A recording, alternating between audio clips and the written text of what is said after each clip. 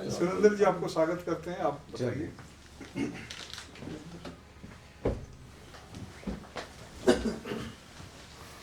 सबसे पहले सभी को नमस्कार, जय भीम। और मैं डॉक्टर अरुण माझी का शुक्रिया अदा करना चाहता हूं सबसे पहले कि उन्होंने मुझे इस विषय पर बोलने के लायक समझा और मौका दिया। वैसे मैं समझता हूं कि हमारे बीच में संविधान पर बोलने के लिए डॉक्टर अरुण माझी ही बेहतर हैं। बाकी हमारे जो एडवोकेट फ्रेटर्निटी के, मतलब मैं उस फ्रेटर्निटी में नहीं हूँ लेकिन मैं उनके साथ हूँ, तो वो लोग ही ज़्यादा अच्छा बोल सकते हैं। लेकिन फिर भी चूँकि ये टॉपिक ऐसा है और समय ऐसा चल रहा है कि इसमें हमें सोचने पर मजबूर होना पड़ रहा है, हमें मजबूर या कहिए कि किया जा रहा है कि आखिर हम ये कॉन्स्टिट्यूशनल मॉरलिटी के बारे में बात कर रहे हैं, जबकि कॉन्स्टिट्यूशन अपने आप में एक मॉरलिटी है, एक मॉरलिटी को गाइड करने वाली किताब है कि जिसको हम फॉलो करें तो हमारे को इस तरह की बात करने की ज़रूरत नहीं पड़ेगी। अब समस्या ये है कि हम इसके बारे में या ये समस्या हमारे पास में, ये जो क्राइसिस है, क्राइसिस ऑफ कॉन्स्टिट्यूशनल मॉरलिटी, ये क्यों उभर कर आ गया?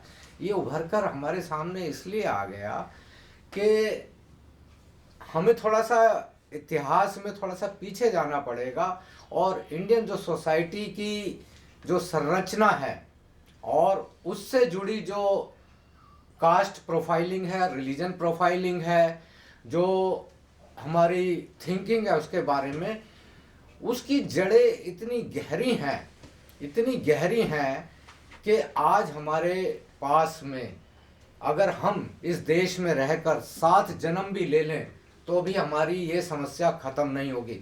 हालांकि ऐसा नहीं है कि कॉन्स्टिट्यूशनल डिविएशन हर देश में होता है, क्राइम हर देश में होता है।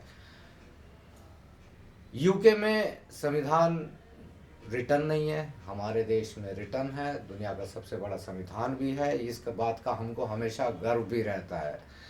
लेकिन समस्या ये है कि B.R. अम्बेडकर साहब ने कहा था, और ये कॉन्स्टिट्यूएंट असेंबली की मीटिंग में ही कहा था कि हम संविधान को चाहे जितना मर्जी बेहतर बना लें, अगर उसके इस्तेमाल करने वाले लोग गलत हैं तो अंततः यह गलत ही साबित होगा।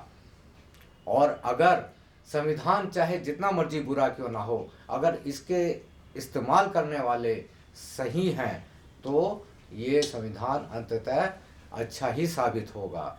तो यानी यहाँ पर जो संविधान है वो अपने आप में एक मॉरलिटी है, अपने आप में एक गाइड है इस देश को चलाने के लिए। लेकिन सबसे बड़े अफसोस की बात यह है कि मैं बार बार हिस्ट्री में इसलिए चला जाता हूँ कि 1932 तक आते आते जो कम्युनल अवार्ड हुआ, और कम्युनल अवार्ड के बाद में चलिए जो भी रहा, कुछ लोगों को बड़ा शक रहता है कि 1947 में हमारा देश आज़ाद हो गया। एक मैं क्लियर यहाँ पर कर देता हूँ कि हम 1947 में 1947 में भारत नाम की कोई चीज़ आज़ाद नहीं हुई थी।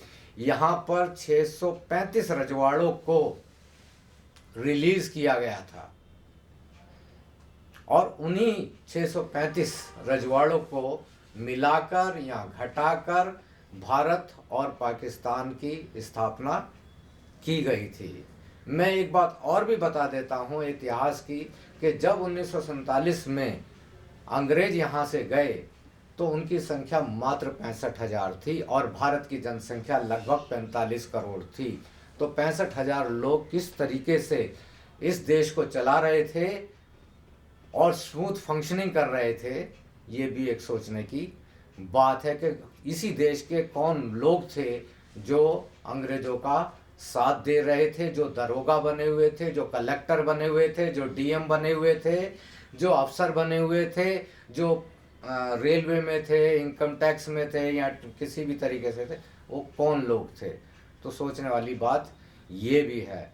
तो सवाल ये है कि जब संविधान हमारे पास में आ गया, लेकिन ये उन लोगों के पास में आ गया जिनकी जड़ें, जिनके दिमाग में, उनके जेनेटिक्स में जो पूर्वाग्रह है, प्रिजुडिसेस है, उत्पीड़न की जो भावना है, वो उनके ब्लड में बहुत सालों से, सदियों से चली आ रही थी और वो आज भी बरकरार है। तो यही कारण रहा कि लोगों ने अपने स्वार्थ की खातिर इस संविधान को खुद ब खुद इस देश के लोगों ने बर्बाद करना शुरू किया। इस देश के लोगों ने, इस देश के जो संविधान की जो सामाजिक आर्थिक न्याय वाली जो धाराएं हैं या प्रणाली है या व्यवस्था है, उसको खुद ब खुद नष्ट करना शुरू किया। और यही कारण रहा कि आज हम इस बात को डिस्कस कर रहे हैं, कॉन्स्टिट्यूशनल मॉरलिटी। हम क्यों डिस्कस कर रहे हैं? वो इसलिए कर रहे हैं कि जो अदालतों में बैठे हुए जज हैं वो संविधान की शपथ तो लेते हैं, लेकिन संविधान की जो भावनाएं हैं, जो संविधान के जो आर्टिकल्स हैं, उनको फॉलो नहीं करते।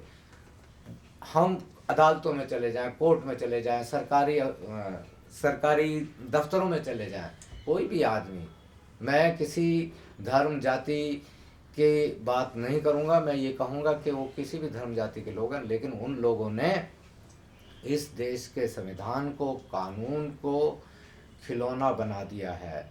जो लोग अपने देश से प्यार करते हैं वो अपने देश के संविधान को क्यों नहीं प्यार करेंगे, क्यों नहीं उसका आदर सम्मान करेंगे? अभी हाल ही में एक शायद किसी प्रोग्राम में हमारे माननीय प्रधानमंत्री श्री नरेंद्र मोदी जी ने कहा कि लोगों को जो संविधान में कर्तव्य हैं, जो ड्यूटीज़ हैं, उनके ऊपर ध्यान देना चाहिए। मैं कहता हूँ बिल्कुल देना चाहिए, हमारे जो भी कर्तव्य हैं, क्योंकि हमारे जो नागरिक जो कर्तव्य हैं, एक सिविक सेंस कौन सिखाएगा? एक किसी विद्वान ने कहा था कि भाई the first lesson of citizenship child learn on his mother's lap. अपनी माता की गोद में सिटीजनशिप का पहला पार्ट एक बच्चा सीखता है। फिर वो जब अपनी माँ के गोद से निकलता है तो वो अपने छोटे मोटे पीयर ग्रुप में, समाज में जाता है, फिर स्कूल में जाता है, फिर कॉलेज में जाता है। तो वहाँ पर तो सब जगह इसी तरह का जहर फैला दिया गया है। अब हम ये नहीं कहेंगे कि राजनीतिक कारणों से हो गया है या कोई आर्थिक कारणों से हो गया है, वो इसलिए हो गया है क्योंकि इसकी जड़ में, इसके जेनेटिक्स में, इस प्रॉब्लम के जेनेटिक्स में हमारे पूर्वाग्रह चले आ रहे हैं। इसलिए कि आज आप दोबारा से, वो लोग कहते हैं कि संविधान बदल दो, संविधान ठीक नहीं है, इसकी ये धारा ठीक नहीं है, वो धारा ठीक नहीं है। मैं कहता हूँ कि बदल दो, आज ही बदल दो। कल तुमको और मिले तो कल फिर और ले आना, परसों तुमको कुछ और संविधान मिले तो फिर और ले आना, ले आओ। लेकिन ये बताओ कि तुम अपने दिमाग को कैसे बदलोगे, तुम अपने मन को कैसे बदलोगे? जिस दिमाग में ये अगर जहर भरा हुआ है, जिस दिमाग में चोरी, भ्रष्टाचार भरा हुआ है, दूसरों का छीनना लिखा हुआ है, मतलब कि भरा हुआ है, वो आदमी कैसे किसी कानून का पालन करेगा? वो कल फिर यही काम करेगा। कल वो क्या कहते हैं, किसी दूसरे की ज़मीन पर कब्जा करेगा, किसी ऑफिस में जाके भ्रष्टाचार करेगा, कुछ नहीं फ़ायदा होगा।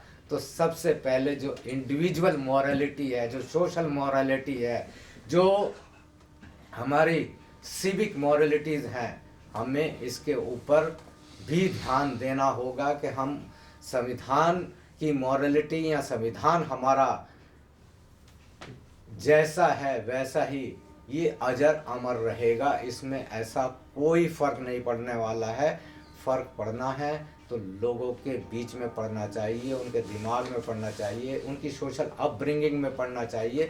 एक छोटा सा बच्चा जाके स्कूल के, यूपी के स्कूलों में अगर 5 साल का बच्चा कहता है कि मैं इस महिला के हाथ का बना हुआ खाना नहीं खाऊंगा क्योंकि ये दलित है, तो आप सोचिए कि हमारा समाज कहाँ जा रहा है। तो अब आप मुझे खुद ही बताइए कि इसमें कॉन्स्टिट्यूशन क्या कर लेगा? कॉन्स्टिट्यूशन में कहाँ क्राइसिस है? कॉन्स्टिट्यूशन में कहीं कोई क्राइसिस है, क्राइसिस तुम्हारी सोसाइटी में है, तुम्हारे दिमाग में है, तुम्हारे मन में है।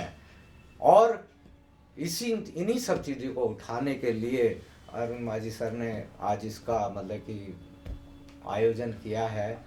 और आप लोगों का ज़्यादा वक्त नहीं लेते हुए मैं यही कहूँगा कि ये जो कॉन्स्टिट्यूशनल मॉरलिटी का सवाल है, ये दरअसल इसके पीछे जो समस्या है वो एक सोशल है। और अगर हम कहेंगे प्रोफेशनल है, जब हम अच्छे सोशल नहीं हैं तो हम अच्छे प्रोफेशनल भी नहीं हो सकते। अपने काम के प्रति, अपनी नौकरी के प्रति ईमानदारी से हम कैसे पालन कर लेंगे जब हमारा सोशल, हमारे दिमाग में कास्ट घुसा हुआ है, हमारे दिमाग में जाति घुसी हुई है, तो हम कैसे कर लेंगे। तो इसी के साथ में मैं आप सभी का धन्यवाद करूँगा कि आपने मुझे समय दिया। नमस्कार, जय हिंद।